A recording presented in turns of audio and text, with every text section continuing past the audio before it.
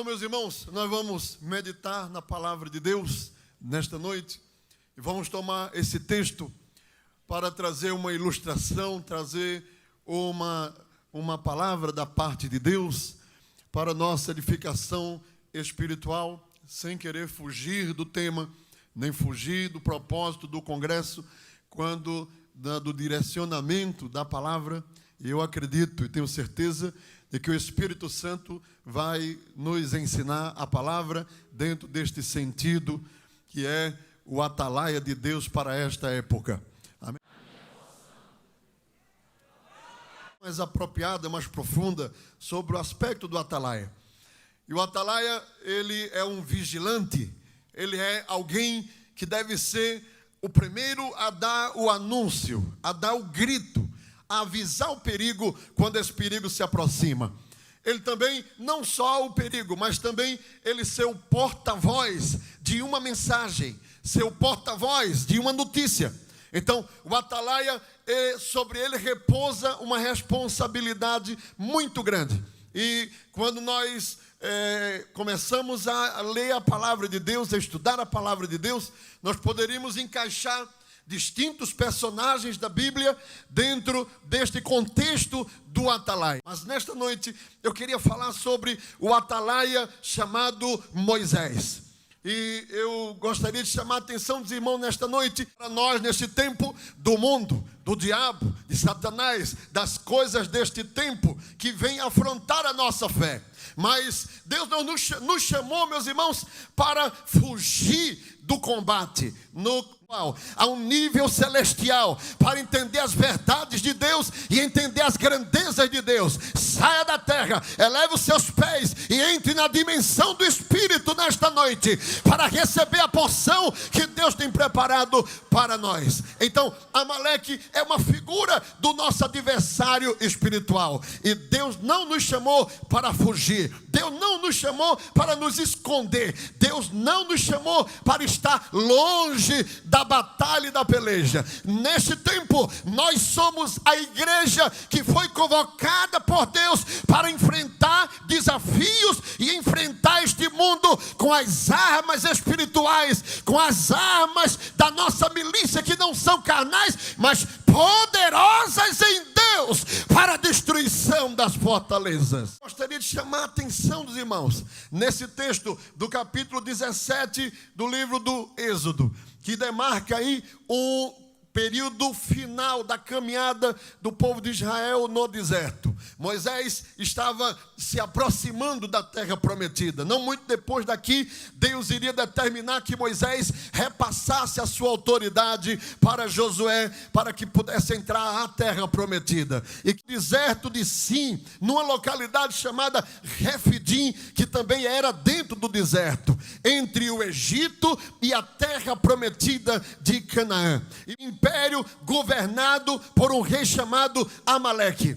E, meus irmãos, é impressionante esse texto. E os irmãos vão concordar comigo. Quando nós lemos esse texto simplesmente passando por cima, não nos damos conta do que está acontecendo aqui nesse texto bíblico. Por quê? Porque, meus irmãos, quando olhamos para a nação de Israel, esse povo que Moisés está conduzindo ele quase na entrada da terra prometida, o que nós temos aí são errantes, caminhantes, peregrinos. Nós poderíamos usar uma palavra mais modernizada, mais contextualizada em nosso tempo. Eles seriam quase os refugiados daquele tempo, refugiados daquela época. Eram pessoas que não tinham nenhuma estrutura de liderança pronta até aquele momento. Não existia um exército formado naquele tempo, não tinha sequer soldados treinados. Eles haviam passado 40 anos no deserto,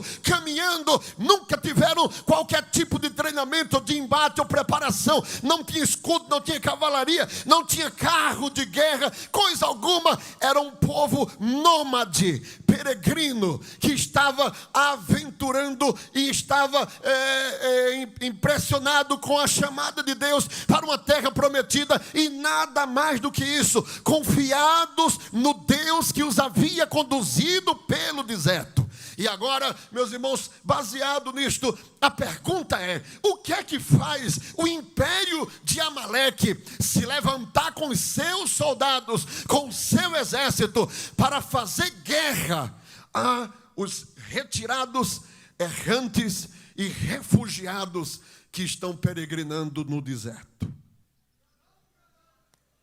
Deuteronômio, versículo, meus irmãos, de número 17, Deus está falando a Moisés sobre esse momento que eu estou citando do texto bíblico. E Deus, ele diz no versículo 17, diga comigo: lembra-te do que fez Amaleque no caminho, quando saías do Egito, como se saiu ao encontro no caminho, e te derribou na retaguarda.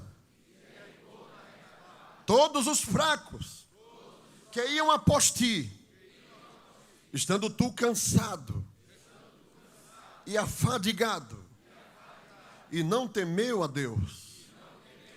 Olha, irmãos, um exército como o de Amaleque, bem treinado, preparado, e que se aproveita de um monte de velhinho, de velhinhas, de jovens cansados, fadigados de um deserto, de anos caminhando sem nenhuma estrutura e dependente somente de milagres de Deus, porque eles só puderam atravessar aquele deserto porque Deus foi o Deus de milagre para eles.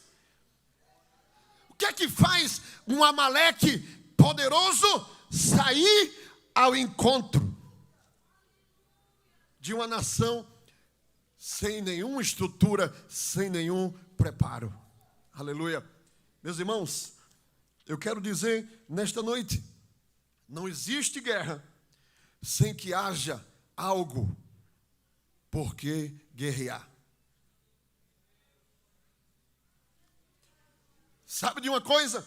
Às vezes nós, na nossa simplicidade, na nossa humildade diante de Deus, isso é muito bonito, na nossa condição de dependência, de reconhecer a nossa natureza, nós começamos orando. E eu sei que os irmãos oram também do jeito que eu estou falando aqui, que eu vou falar. A capacidade é nula. Tu sabe que eu não sei cantar, que eu não sei pregar, que eu não sei orar. Tu sabe que eu sou o mais fraco do teu servo. Aleluia! E se a nossa oração pudesse ser ouvida em âmbito geral, alguém ia gritar: não, mas povo que não tem exército, um povo que não tem carruagem, um povo que não tem arma bélica, um povo que não tem uma carruagem de ouro pendurada carregando, um povo que não tem riqueza guardada no banco.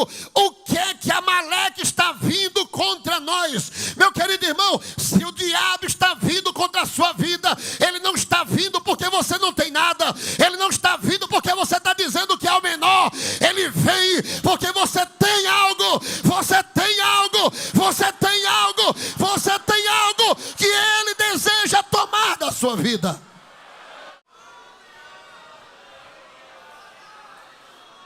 Nós até perguntamos: por que é que tanta guerra contra mim? Tudo que eu vou fazer, tudo que eu vou fazer. Você pensa que não tem, você acha que não tem, parece que você não tem, mas você tem, porque Deus tem abastecido a sua igreja. Você tem, se você não tiver agora, você vai ter amanhã. Você tem o potencial, você tem a promessa, você tem algo que Deus quer fazer com você amanhã. E por isso a guerra está decretada sobre a sua vida. Sairá água, e o povo beberá. E Moisés assim o fez.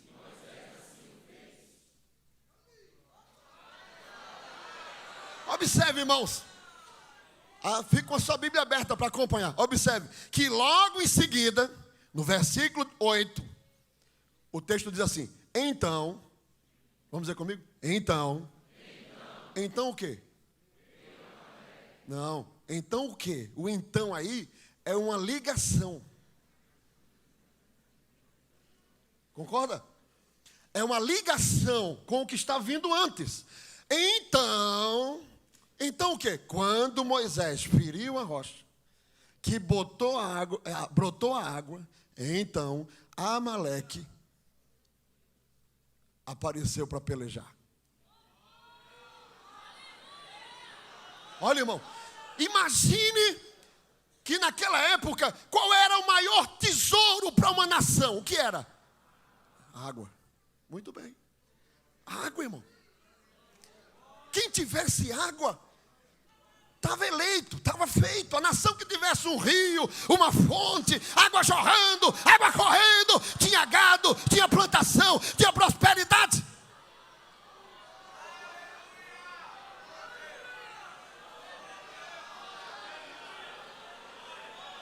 Quem está sentindo a presença de Deus aqui nesta noite? Quem está sentindo? Você está sentindo a presença de Deus aqui nesta noite? Irmãos, escute uma coisa. O mundo vê o que Deus faz conosco, vê de uma maneira puramente humana. Concordam? Se eu for contar aqui os milagres que Deus já fez na minha vida, eu sei que os irmãos também têm uma relação, e todo mundo aqui, nós somos nós somos um milagre. Ou não é? Nós somos um milagre. Mas a gente não pode sair contando a qualquer um, nem em qualquer lugar, porque ninguém vai. Você tem que saber o momento, a hora, para dar um testemunho, ou no meio do povo de Deus, você fica à vontade, começa contando. Mas para sua família incrédula, para o seu colega incrédulo, para o pessoal que não conhece nada de Deus, você começa contando, ele vai dizer, tá meio ruim da bola isso aí, tá meio ruim da cabeça. Então, o mundo, Amaleque, vê as coisas que Deus faz em uma ótica humana. Então, introduza-se na mente de Amaleque agora, e escute Amaleque sentado no trono com seu exército, e de repente chega um mensageiro. Ei, Amaleque, disse, pô, não. Vim lhe contar uma história agora. Disse, o que é que você quer contar? Estou ilustrando, viu, irmão? Isso aqui não está na Bíblia, não. Eu estou querendo contextualizar a minha ideia. Seu Amaleque, só está sabendo do povo que está aí, saindo do Egito. Todo mundo já sabe dessa história aí, desse povo. Se os irmãos lerem Josué, por exemplo, Raabe, ela vai dizer aos espias, a gente já está sabendo o que aconteceu lá no Mar Vermelho, lá em Og, a notícia já chegou aqui, em Jericó está de cabeça para baixo. Quer dizer, a notícia lá do deserto já estava dentro da terra de Canaã, tinha um correio aí funcionando. E de repente chega esse correio fofoqueiro. Seu Amaleque. Esse povo que saiu, não, estou sabendo, é um povo aí meio esquisito. Tem um negócio, umas histórias aí, isso é fantasia, meu filho. Isso é história de carochinha. O senhor não sabe o que eu vi. O que foi? Esse povo tem uma máquina. Máquina? Sério. Seu Amaleque, eles têm uma máquina, tem um velhinho lá, que ele tem uma máquina na mão, que ele pega a máquina, olha, seu Amaleque, como é que a gente faz para achar água? Você tem que cavar no chão. Esse velhinho é diferente.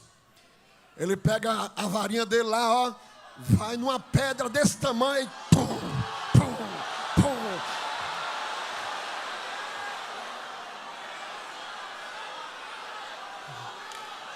Levanta a sua mão para adorar o Senhor nesta noite. O que está incomodando o inferno é a operação de Deus na sua vida. Levanta a sua mão para receber nesse momento. O que está incomodando o inferno é o milagre de Deus na sua vida. É como Deus tem lhe usado. É isso!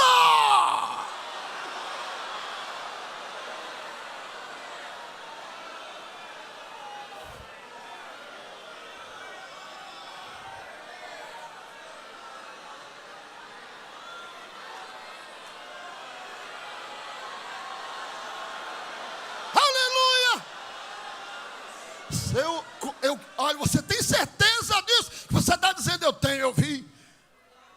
Seu Amaleque, esse povo vai prosperar muito, porque esse povo tem um segredo da água. Já imaginou chegar no meio de um deserto assim, só tem pedregulho, aí o velhinho vai lá e pum, aí a água vira um rio? O senhor está perdido. Ele disse, monta o cavalo, prepara o exército, vamos atrás desse velhinho e dessa vara mágica. Eu quero esse negócio para mim. Você pensa que não tem, você pensa que não tem, você pensa que não tem, você pensa, mas você você tem, você tem, você tem, você tem. E é isso que está incomodando o inferno. Xeragada chorana mahas. Elegadara xera mahas.